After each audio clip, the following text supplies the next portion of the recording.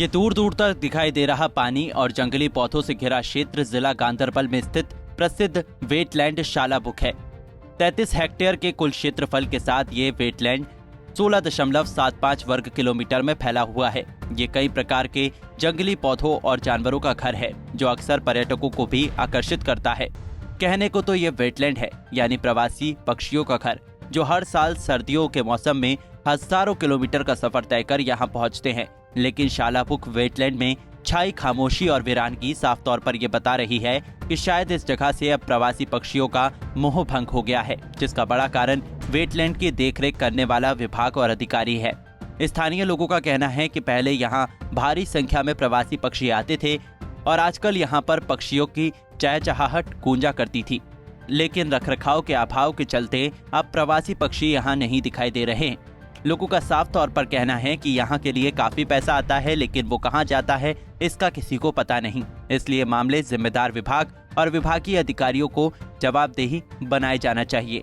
Department है वो इसकी तरफ ध्यान नहीं देता है। इससे न सिर्फ इन जानवरों पे फर्क पड़ता है, बल्कि आप देखेंगे कि जो यहाँ 2014 का सैलाब आ गया, वो एक बड़ा फैक्टर इसलिए बन गया क्योंकि हमारी वेटलैंड्स ख़त्म हो गई, उनमें एनक्रोचमेंट हो गई।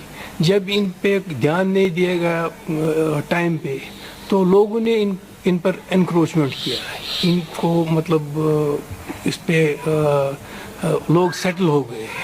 तो हमारी मेरे ख्याल में 200 से ज़्यादा वेटलैंड्स थी यहाँ पे कश्मीर में। आज के दिन में वो सब ख़त्म हो गई है। तो इतना पैसा मिलता है, जाता कहाँ है? मैं गवर्नर साहब से गुजारिश करता हूँ कि इसके ऊपर थोड़ा गौर कीजिए, और ये जो एरोगेंट ऑफिसर है इससे ज़रा हिसाब लें कि आप इस कुर्सी पे बैठ के कर क्या रहे हैं। आज नव तो तथ तम चल यम सात अति रोज अथ तम हेकन पे आब अत कमी अत दक्षिण खोवर घास गन तत अगर आब चाहे वो फुट आ 8 फुट आ सह तल तत अत जानवरस कि जानवर हेकान बिहित कह तमिस सह जगह नत वनकन वच बद यम दिवान गरा 10 लक्ष गरा 20 लक्ष गरा क्या, मगर आसान कत वीर बंड तथ बंडस पे पश कवाटर तथ जाए तथ पे बिहित आजाद। अगर वो कुछ सात शीर अकिस बोन किन मोन किन दब वोब तथ अंदर लक्ष बद बिहित, मगर तेल ये अपार अत रच मज रच मज दक्षिण खोर क्या वनकस आब चाहे वो फुट 1.5 फुट सा तुत तथ आब पे बे तथ नाल तथ योत बसान आब तो युत जहर कि रख वो कोर गांड तथ, मगर तथ अगर अकिस नालस गांड कोर बे नाल कोर आबन मोड़ हुत मा थे तम मूजूब यम सात पूरा सह गांड आइंद खतर मगर यह सह तथ लायक कह बाक बसान सह जंगल खोत बसान तथ नार जूठ। अगर वीर रुवा मौक ना रुवा तम खो थोद तथ नार सह क्या बोज सह बोज जंगल कि रख बोज तथ अगर ब्रो पहन कर नार दहनस या लोन हनस पत्थर त्रावहनस तथ गए जाए तोर्क न कह वनकस अगर कर वनकस नार खनान क्रूद पशुन चाहे पत वो यन तथ मगर कर बे दो रेत सोतुक सिलसिल ग मगर वनकस सह बात अंदर तीस पशुन। शालाबुक वेटलैंड दलदल से भरा एक क्षेत्र है और इसकी गहराई 0.5 मीटर से लेकर करीब 2 मीटर तक है। आर्द्र भूमि प्रवासी पक्षियों और कई जलीय जंतुओं का घर है। एक सरकारी सर्वेक्षण कहता है कि सर्दियों के महीनों नवंबर से फरवरी में कम से कम 3 लाख प्रवासी पक्षी यहाँ रहते हैं, लेकिन रखरखाव के अभाव में प्रवासी पक्षियों का पसंदीदा स्थल शालाबुक वेटलैंड अपनी चमक खोते जा रहा है। हमने भी बहुत बार ये बातें जो हमने एडमिनिस्ट्रेशन से हमने उठाई थी, जो हमारा वेटलैंड है ये मुझे लगता है कि कश्मीर में एक बड़ा नाम से जाना जाता है हमारा वेटलैंड। तो यही ख्वाहिशें जो हमारे माइग्रेंट बर्ड्स आते हैं हमारे इस वेटलैंड में, तो उनका रहन सहन विंटर में यहाँ ही होता है और विंटर के बाद फिर वो चले जाते हैं।